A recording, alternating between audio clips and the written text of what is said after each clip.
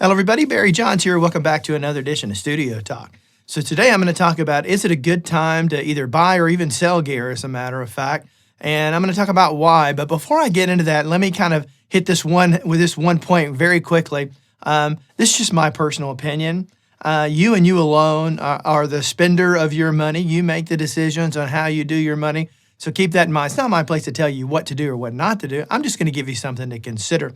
And so that's going to be about, really, should you be buying gear right now or even selling gear right now? There's kind of two sides of the coin there to some degree, and I think I'm going to hit on both sides of it really kind of from different perspectives.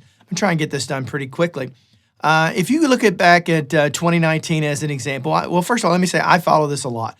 I tend to track a lot of things that are for sale quite often. I have a list of things that I want to buy eventually, and so I just kind of watch them, and I watch several listings on Reverb of that item, as well as eBay and some other things to kind of track what the trend is beyond just looking at the sold prices and seeing what they've historically sold for.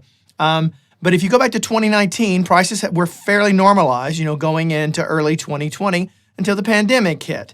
And then we saw the pandemic hit and we saw music gear prices go through the roof.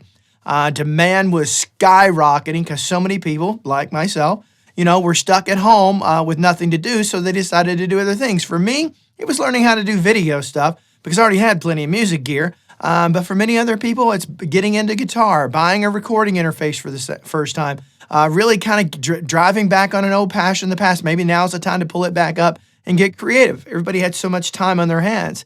And then you compound that with the chip shortage that is still going on today, although it's starting to come down, and we're starting to get more availability and things like that, especially over the last 6 to 8 months or so. But it's still a challenge, going to be a challenge for probably another 6 months to a year even. But I don't know, that's outside my wheelhouse. But we did see prices go through the roof, and it is not just the chip shortage. I mean, guitar prices went way up. Way up. Vendors stopped negotiating on prices. Every guitar here in my studio, except for one, I bought it 20% off. I've gone into it expecting 20% off whatever they're asking, period. I've always gotten it, with the exception of one guitar. That's a special guitar I'm looking at over there. I've got a video out there about it. It's my Suhr Modern Deluxe. Mine happened to be the prototype for that entire inspiration, only 50 made worldwide. And I got the prototype, the one inspired it all, and that's from John Suhr himself. So I paid retail for that bad boy, and so I've never done that before. Everything else has been gotten down. Even when I see something at Sweetwater, I don't just normally pay the price. The more expensive it is, I'll call up Patrick, who's my sales rep, and say, hey, Patrick, what kind of discount can you give me? What are we looking at here? And if I'm paying outright, that's never been a problem for me. I've always been able to do that. Where the catch comes, if you're doing their 0% financing, they have less flexibility to negotiate on that kind of a thing, because the manufacturers have to reduce their prices a certain amount to ultimately pay for that 0% financing. There's no such thing as zero. It just may feel like zero to us, but somebody's paying that money somewhere. The credit card company's just not going to shell out money and not get anything for it. So keep that in mind.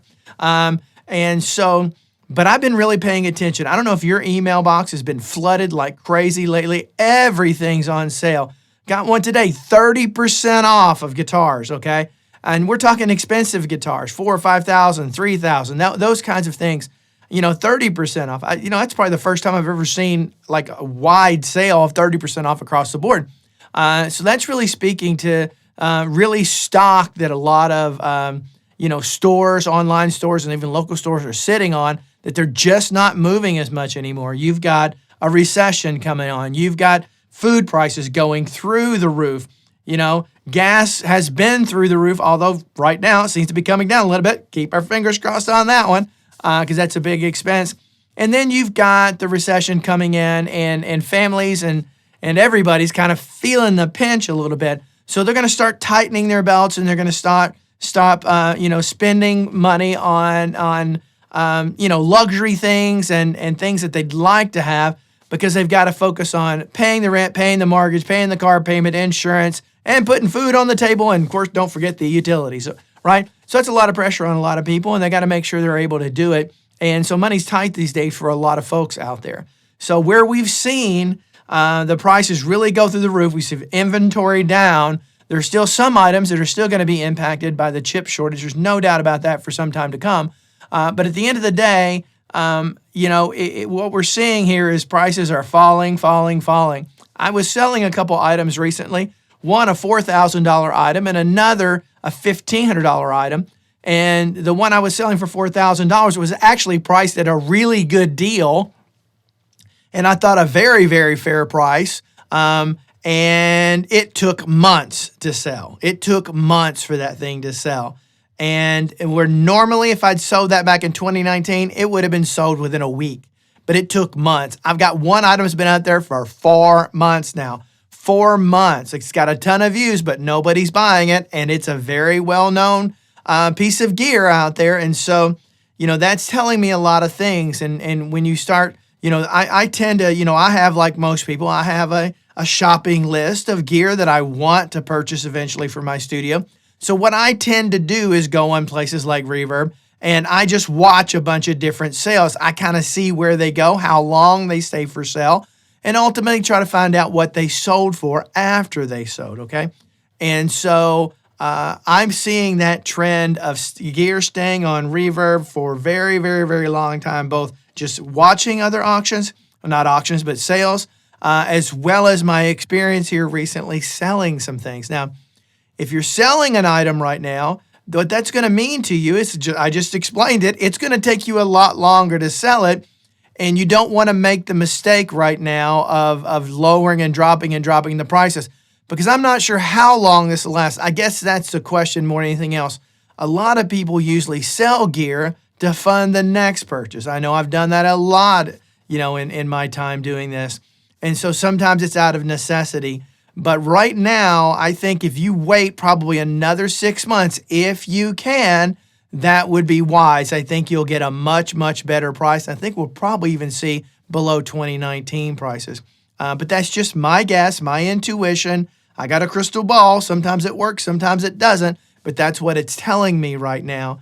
And so, but like anything else, if you need something right now, you need it now. It's kind of like a computer, right? I always advise, wait till that next model comes out. If you can, you will get more longevity out of it if you do that. However, if your computer's broke and you can't do any recording, then you got to buy a computer today. Same thing for any gear you've got to buy today. Try to be disciplined. My advice is to let it sit in the bank. Give it another 6 months. You'll save quite a bit of money. I think that's what I think is going to happen. And that is certainly what I'm seeing so far, although it may be too soon to tell. But I think when you look at everything, you're seeing new and used car prices starting to come down. Now it's slowly turning into a buyer's market, although not quite there yet. But we're seeing those inventories go up and things like that. That's happening across the board. No store, whether online or your local brick and mortar, can afford to allow product to sit on their shelves for an extended period of time. They've got to move that gear, even if that means they're going to take less of a profit to do so, okay? There's a lot of liabilities and tax implications and things like that for sitting on inventory, and they don't want to do it, and usually we benefit by the fact that they don't want to do it because they tend to drop their prices. So we're already seeing it. Go check it out for yourself. Start paying attention to yourself. Leave me some comments down below. Tell me what you think about this particular video and this subject matter. Really appreciate it. But until next time, hope all of you have a great day, whether you buy that gear today or you buy it a little while later. No matter what, whenever you get it, make some good music and have some fun. Talk to you later. Bye-bye.